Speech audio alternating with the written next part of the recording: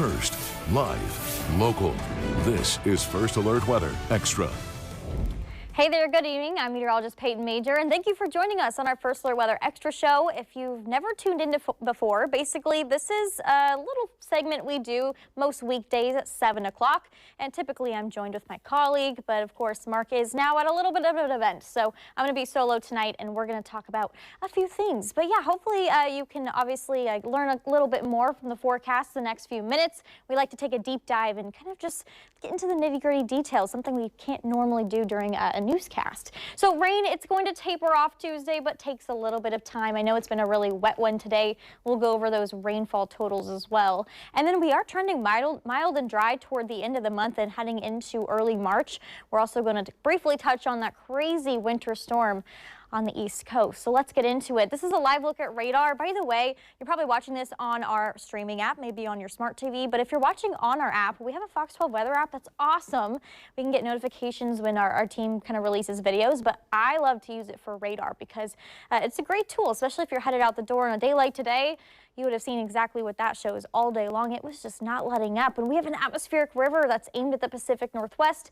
See this very narrow band of moisture that's stretching all the way down to about the subtropics right near Hawaii. And so sometimes this is called a pineapple express. Atmospheric river is the exact same thing. It's just something that was more commonly used in the 90s. We have this low offshore that's kind of sending all this moisture directly at us. And so that's why it's been kind of just a nonstop soggy day. Now, rain the last 3 hours isn't going to look too impressive, right? You're thinking only 9/100 of an inch in Portland. It had to be more than that. I was, driving home and my windshield wipers were at full speed. It's truly just because this is a light rain that barely adds up every hour, but it really does add up over a day or 2 days. So let's show you the 2-day rainfall now. This is probably more like it, right? 48 hours, 1.23 inches in Portland, about 1.25 inches for most spots. Salem inching closer to 1.5 inches. I've actually seen even higher totals in Eugene. That's where most of the rain has been. Keep in mind, an atmospheric river is like a fire hose of water in the air, and the center of it is where most of the rain's going to be.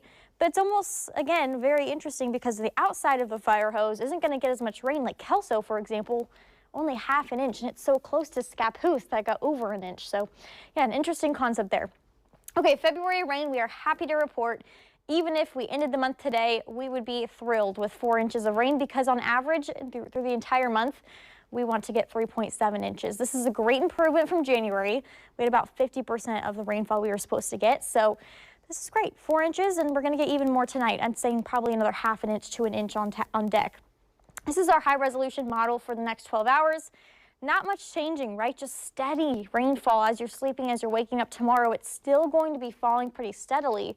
So that just means for your commute, definitely would plan on it being kind of like it was today, right? Hard to see sometimes. You're going to run into ponding and pooling water on roadways. It also might get a little bit trafficky at times because, there are some people who don't really drive well in the rain. That's all right. Light rain in the Metro and Valley tonight, and then in eastern Oregon, light rain and areas of snow as well. Here's our next 2 days. So Tuesday and Wednesday, overall, our trend is decreasing rain. I mentioned that wet start to tomorrow, but I'll time out what tomorrow's going to look like because I'd say by around lunchtime, you're going to start to see things start to break up. So that just means we're still going to be cloudy, but at least not an all-day steady rain, more showery in the afternoon. And I paused it at dinner time because this is 6 p.m. and most of us are dry, just a layer of clouds overhead. Now, as we get into Wednesday, that's when we'll start to see the sunshine. So keep in mind, tomorrow's still gray and overcast, but Wednesday, just a few showers. I kept a 20% chance. I may even decrease it to 10. This is one of our latest model runs in the last hour. Mostly dry in the morning, lots of sunshine up and down I-5. That'll be a lovely start to the day. We have this very weak disturbance coming through about midday. Could see a shower or two around 2. And then, a few clouds maybe in the foothills. That's all we're tracking for Wednesday. Not too bad. Mild temperatures overall, no overnight freezing. We have basically a wet southwesterly flow now, but our jet stream, that green line, slowly starts to go to the north. And when that line is to the north, we mainly trend pretty dry. Mild temperatures, not seeing any crazy warm days right now. We'll get a slightly warmer early next week, but we're also dodging any kind of significant storms. This is a low that's cut off from the main jet stream. See how it's kind of sandwiched between high pressure? This keeps happening where these lows keep going into California. Tons of rain, Sierra Nevada snow, but we get nothing. And so that's probably going to happen early next week, those first couple days of March.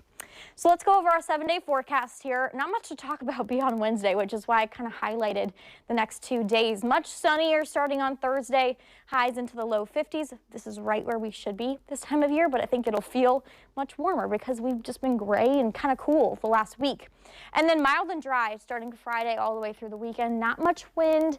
We're not going to see that east wind like we've seen on sunnier days in the past. And then check out next Monday, nearing 60 degrees. That'll be nice, right? It's probably our first 60 of the year. And our lows will be slightly cooler as well, probably touching freezing or even getting into the low 20s on Thursday morning. Oh, one thing I wanted to mention, one more thing, that 7 to 10 day outlook, right? We love to talk about that just because it is still the active season. Now, keep in mind, starting March 1st, it is meteorological spring. So we often don't have a ton of opportunities for wintry stuff. What are wintry stuff? Lowland snow, Arctic blast. Also, sometimes a strong windstorm can happen in the winter months, or widespread flooding. And I just don't see that happening all the way through about March 5th. Yes, you could also see pooling water on the roadways. We don't quantify that as flooding just because when we talk about flooding, it's more so rivers and streams. Small rivers, sure, but we don't see any concerns with that. All right, Cascade snow. Not much to talk about. I mean, we had some snow over the weekend. It was great. It was needed, probably a foot in some areas, especially in those ski resorts. But the roads are looking okay now. It's 32 at Timberline and 33 at Meadows. Not a ton of snow on deck the next couple of days. I mean, I'd say maybe an inch or two tomorrow, possibly another dusting on Tuesday, just depending on how much moisture is left over. The system we've had today was really warm, and so most of the snow kind of hugged those higher elevations where Government Camp didn't get much because it was mostly rain at that point. So yeah, not a lot of snow the next couple of days, and unfortunately our snow levels will rise when that sunshine really plays a role. So you can see starting Thursday, Cascade passes around 4,000 feet, maybe just a touch of snow if we have moisture in the air. Problem is we don't. So I just don't see a lot of snow happening because we need moisture for that to happen. Our Mount Hood forecast, yeah, there you go. 2 to 4 inches tomorrow. That may even be pushing it, and then 0 to 2 on Wednesday. Then the sun comes out and we may even touch 40 degrees up there on the mountain. But let's talk about something that's not so mountainous, and it wasn't supposed to be that. It was supposed to be this guy. There we go. This is the nor'easter that's impacting the East Coast.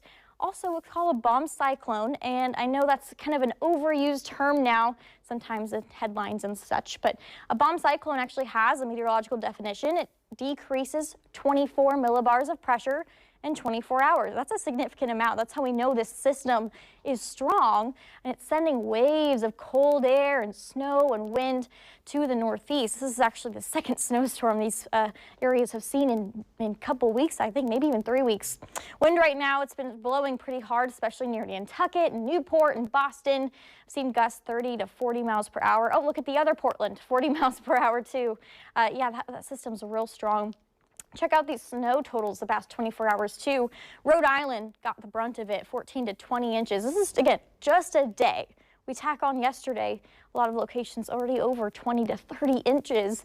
New York, 14 to 18 today. Philadelphia, 10 to 16. Really, really snowy event.